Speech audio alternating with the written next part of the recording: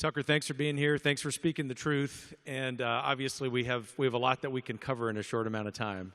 But let's start with a homework assignment. Yes. Based on what you just said, things have changed since Saturday.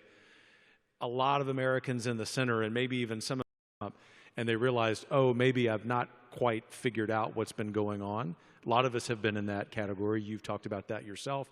We at Heritage have said that. What do you advise the people who are in this auditorium and also the people online to do with members of their family, friends, neighbor who still don't get it? What's the advice that you give us in having those conversations to bring them into this movement that Trump has built? Well, I kind of feel at this point that first of all, anyone who thinks the status quo is a good idea is probably not convincible. You know, if you let tens of millions of people into your country illegally, you destroy all your cities, you wreck the economy, you can't afford to go out to dinner, things aren't going well. And if you're willing to ignore that, then you're probably not someone I can persuade. So I would say that. Never give up on anyone, but probably best to just pray for those people instead of talk to them about politics. I really think the core problem in the country right now is bad leadership, and by bad I mean weak, and I think more broadly weak men are the problem.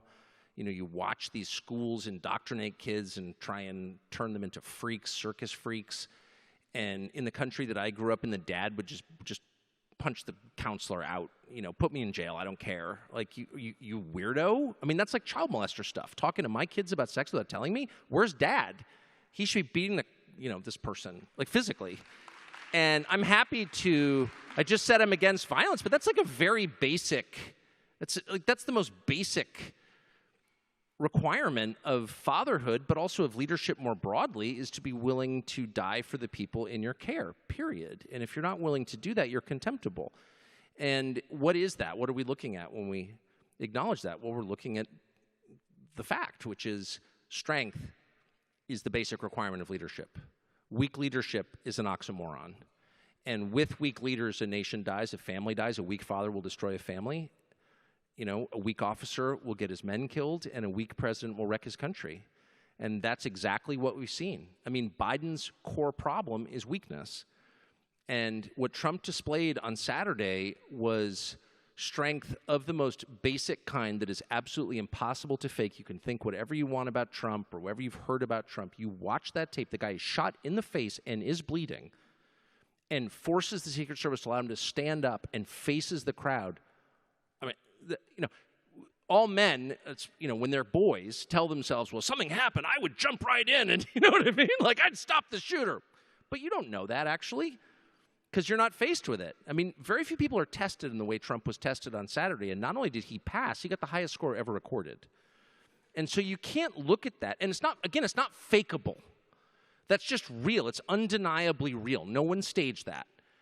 And so anyone who looks at that video, I think, comes away thinking that person has to lead the country because the option is more destruction. That's what I think. Just watch the video.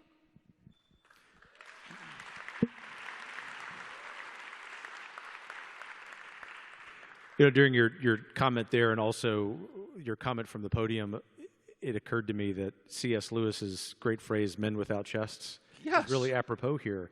And not to go, too intellectual or academic here, although remember, I do lead a think tank. It seems as if, yeah, I would agree with that. I would agree. It seems as if Americans are saying Washington elites, New York elites, all of these elites have complicated life.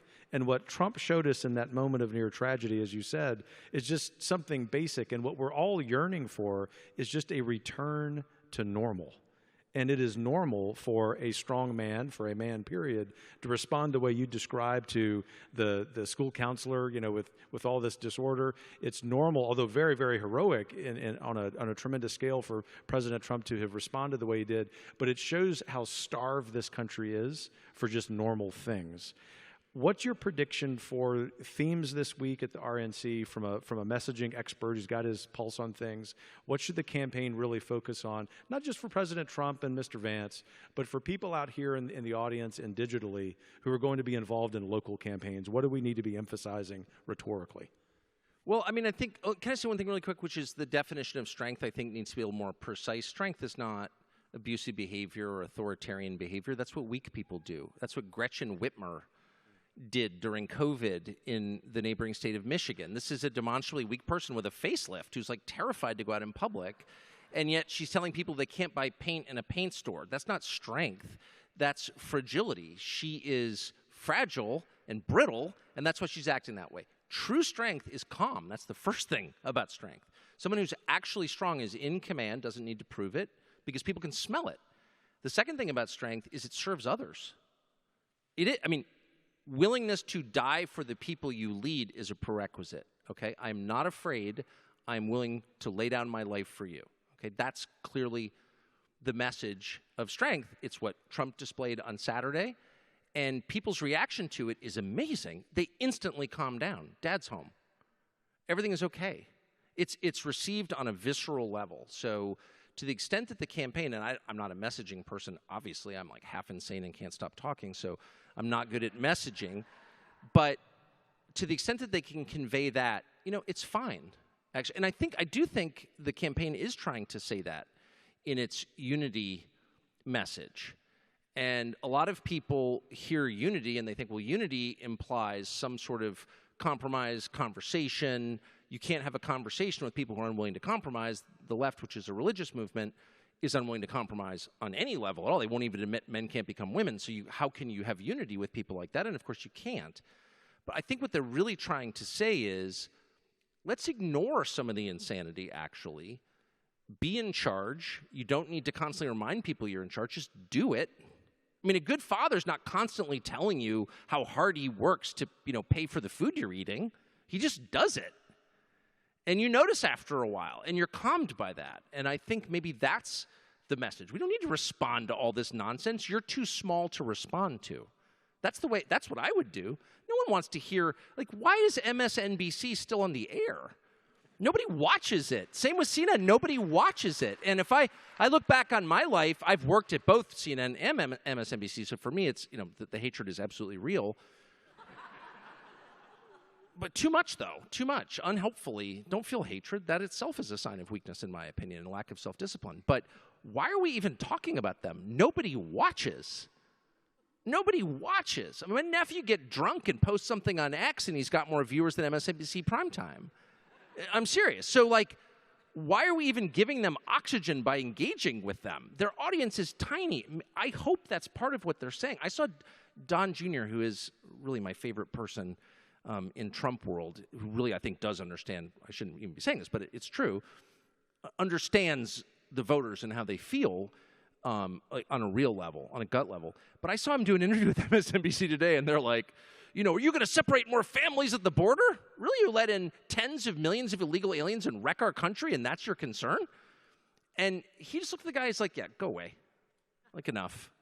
He didn't yell at him, just go away. It's not even worth it, actually. And I think that posture is kind of what's needed right now. I'm not going to engage with you. I've tried for 7 years now, 8 years, to have a conversation in good faith. I used to try to book these people on my show. Not one person would come on my show to debate the other side. And then, of course, I got fired anyway.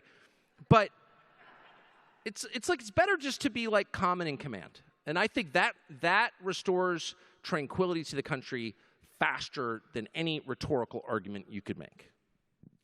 So that's high profile national example, which is great. And I also want to give some folks an idea of what they might be able to do locally. And it seems as if you're saying, whomever you are, national profile, don't engage with these outlets that are dying, don't give them the oxygen, that there's also a lesson there about what we might do at the local level. What I hear most of all as I'm traveling the country from people like in this audience, I know you do as well, is, Kevin, what advice do you have for me talking to my local school board, talking to my local city council? They, of course, want to cancel us, but at some point, people are going to those meetings, especially school board meetings, because they are invested in it with their own kids and grandkids. What's your advice for them? Because and I think you know this, but our rationale at Heritage in asking that question is, we want this to be not just about DC and New York power centers. We want Americans after Saturday's tragedy to understand this is also about what we're doing in our lives on a daily and weekly basis, and to give people that advice about how to expand the ranks of this movement locally. Well, I think Saturday is the inspirational moment to do that. And what's the lesson of Saturday? I mean, there are probably many lessons. One is, like, if a guy 150 feet away at a political rally climbs a ladder with a rifle, you know, maybe this whole system is not quite what we were told it is. Okay, sorry. So there's that. But the big picture takeaway is bravery is the essential quality. It's the essential quality. What's the takeaway from Saturday? Trump's going to be president because he's brave. Period. Period. Like, actually brave. Physically brave. Like, facing death. Shot in the face. And unbowed. Unafraid. Defiant. And that's the only thing that works. And I do think there's been so much whispering among the persecuted right about, wow, you know, does this come to a time when we have to, like, physically fight back? And I don't think it takes that. It doesn't. You don't have to hurt anyone to save your country. You have to be willing to be hurt, however, period. You have to be willing to make a sacrifice. You do. And I think people are cowards. I'm just saying that. Sorry. No one in particular. There are an awful lot of cowards, me sometimes too. But Trump is a reminder that doesn't work. The only thing that works is bravery. So if you walk into a school board meeting, the first thing they do is seize the moral high ground unjustly. These are the people who have the least claim on the moral high ground. They're amoral. They're filthy, actually. They're sexualizing your children. They should be in prison. But somehow they manage through rhetorical tricks to make you feel like you're the freak because you want them to get their tentacles off your kids. And you've already lost if you allow that. And so the way to approach them, I mean, it's a matter of employing words, but moral force. You will not do that. I will not accept that. Under no circumstance. I will do everything I can, as long as I draw breath, to stop you from doing that to my children. You have no right. What you're doing is totally immoral. It's criminal, and I will stop you. Period. You don't need to scream. And I think to say, when people approach you and say, well, if you're against this, you're a racist, or if you're against that, you're a whatever, they call you names, someone who's been called a few names, I can promise you that not one person calling you names believes that you are those things or even cares. In fact, they're almost always those things themselves. It's purely a leash around your neck designed to control you. It's a manipulation device. Everyone here knows that already. We've been going through this for many years. And so if you're still worrying about it, then that's on you. Like, I don't care what you call me, actually. I also don't care if you put me in jail. I really don't. I mean, Gandhi, I have mixed feelings about Gandhi. But he did end the Raj after he kicked the British out of India after 300 years. And all he did was talk and just stand there and be obstreperous in a peaceful way. And that worked. I mean, it's a little more complicated than that, but that's kind of fundamentally what happened. One guy was like, no. As Solzhenitsyn famously said, to bring down a tyranny, it takes one man who will tell the truth. That's it. And so I think it is as simple as that. I really do believe that. I know that sounds childlike, but it's demonstrable in history, and it's clearly true now. You don't need to, I mean, I would definitely not give up your guns ever under any circumstance, and they're going to try and make you do, oh, the real lesson of the shooting is you shouldn't be able to defend yourself. I don't think it is. The real lesson is you're dangerous, and you can't have power, actually, because you caused this, as we all know. So, but the point is, don't let them seize the moral high ground. Stay calm, stay assured in your spirit that you are right, and be willing to make an actual sacrifice on behalf of your family and your country. And if you're not willing, well, then the country's going to go to them and they're going to eat you. That's just true. One of the other lessons, I think, too, is how disordered the left is regarding the centrality of politics. I mean, you even said it here a few moments ago that politics, in essence, is religion for them. And it seems to me that we, not just we on the right, but just we, period, as Americans, whatever our political ideology may be, ought to reject that concept and understand that there are things so much more important than politics. In other words, to be engaged in that kind of framework with the left, we're always going to lose. Are often going to lose. I've heard you talk about living the good life, and I've reflected on that since Saturday night, from that moment as I was standing with my 14-year-old daughter who was sobbing because we thought the absolute worst when we first saw the news, as I'm sure everyone did. But then I realized, here's a moment, in addition to the politics and the policy, which are important, where we've really got to get back to, especially us here, to living the good life. What advice do you have for us for keeping this in perspective? Thank you. I mean, I think about this every day. I mean, one of the lies about living in a certain way is that you have to be rich. And it's hard for me to say because I made a lot more money than I ever thought I would. So it's like, oh yeah, rich guy lecturing us about, how to live.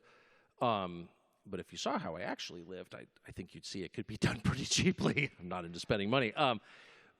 No, I mean, for me, the good life is a life that's rooted in physical reality, actually. I think one of the main problems with the modern world is how abstract, which is to say digital, everything is. And I find it essential to maintaining happiness and clarity and perspective to get away from that. My rule is if I can't smell it, it's not really real. And I believe that. I really do. I sniff everything and everybody I'm not joking at all. You sound like Joe Biden. I mean it. I defended his hair sniffing because I do the same, and I'm not ashamed of it. But I'm not a weirdo or a creep. I didn't shower with my daughter, so it's cool when I think it's defensible when I do. But the point is, don't spend your life in a fake world. Spend your life with other people who you can touch and smell and whose eyes you can see. I think animals are incredibly important. I really believe that. The older I get, I think it's really important. God created animals. We have dominion over them. It doesn't mean that they're totally different from us. They're not. And there's something about animals that brings us back to reality. I could never live without dogs. We have a lot of dogs. I think it's very important. It's not just like, oh, it's my pet. It's like, no. It's an expression of God's creation of beauty, and I think nature and trees are just essential. I could not live without them. I don't understand how people can live in glass cubes on the 27th floor in Midtown. I think it's terrible for you. I think it's wrong that we would encourage that, and I don't think a lot of the things that are described as progress are progress at all. I think that they are imprisonment, and I think technology is a mixed blessing at best. I really do. I feel I have very extreme views on this, which I'm not going to share with you because I don't want to reveal how crankish and crazy I really am on this subject. But we accept technological progress as progress when it's enslavement, actually. And that's super obvious. No one does anything about it. Ever, you hear people say in like think tank world or cable TV news world, oh, yeah, we're spending too much time on our phones. It's like, no, actually, we really are. And it's destroying our souls and making us crazy and unhappy and dividing us, most importantly, from one another. So, take affirmative, very aggressive, like don't allow a cell phone in your bedroom, you weirdo. What? No. Don't allow it in the bedroom. I wouldn't allow, a circus elephant in my bedroom. Too disruptive. Don't allow an iPhone. Just like, how's that? So for at least 8 hours a day, I don't have that. There are other activities that the bedroom was designed for. And your phone, or whatever. Anyway, take that seriously, I think, and get outside. And if you're not married, just grab someone off the street and do it. It's not that hard. I mean it. I half mean that, actually. It's not. I don't think it's that. It's never been hard for me. This is the danger of asking you an open-ended question. I know, because as I said, luckily I begin all comments with the caveat I am half insane, which is demonstrable. Last question, a little open-ended. It's January 2029. President Trump is giving his farewell address.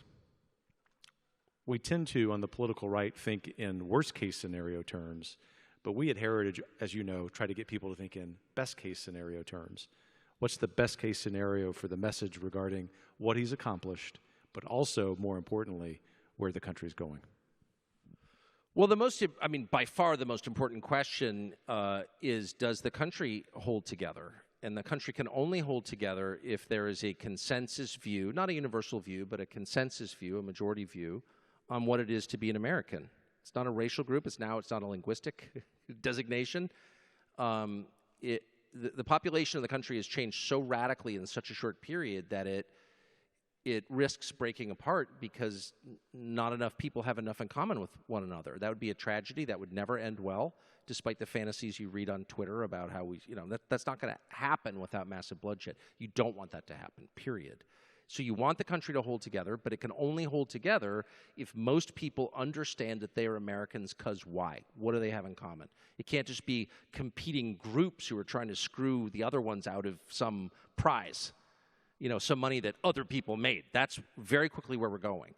And so above all, after avoiding nuclear war, which has got to be the first one, and only Trump will do that, and J.D. Vance, everyone else was like totally into nuclear war. All the other people he was considering, let's have a nuclear war. Okay. Children. Anyway, so after that, the most important long-term question is what do we all have in common? And only a leader can establish that. It doesn't need to be explicit, by the way. I don't think Trump's going to give a speech when he's president saying, here are the 5 things we require of every American or every American must believe. It's not quite that simple. But there has to evolve a sense of what we have in common, of what we share. Because we don't look alike, we don't speak the same language oftentimes, we don't have the same religion. So what is it we have in common? That has to be the overriding goal above all others. And the last thing I'll say is I think the big change in the last week is the social sanction levied against people for supporting Trump is disappearing fast. It is. One of the reasons this was such a divided country is that people were not allowed, like normal white-collar professionals, were not allowed to even consider the possibility that Trump might be less than Hitler. And now I think they can. I do. I think after Saturday, that is the big change. People are like, maybe I didn't like Trump, I didn't vote for him the first time, but all of a sudden I'm seeing, I don't know, Elon Musk just endorsed him.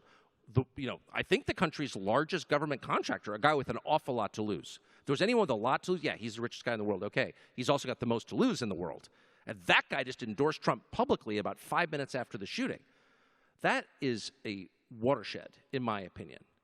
Bill Ackman, someone I don't agree with on a lot of things. Bill Ackman, also a lot to lose. Someone who's, I doubt, ever voted for a Republican.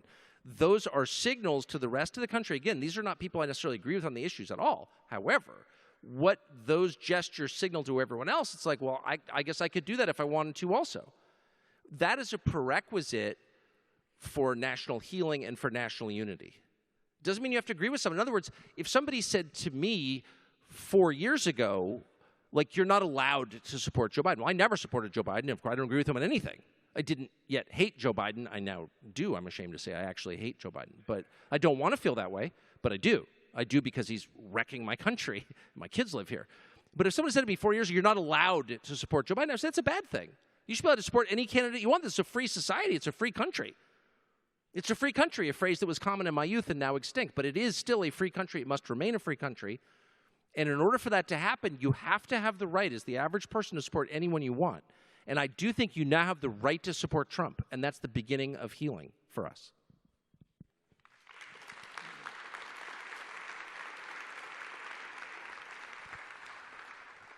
Tucker, thanks for being here. Thanks for everything you do. On behalf of everyone here, and I know millions of Americans, we're grateful for your clarity and matching that with an unfailing sense of humor. God bless you, my friend. Kevin, God bless you. Thank you.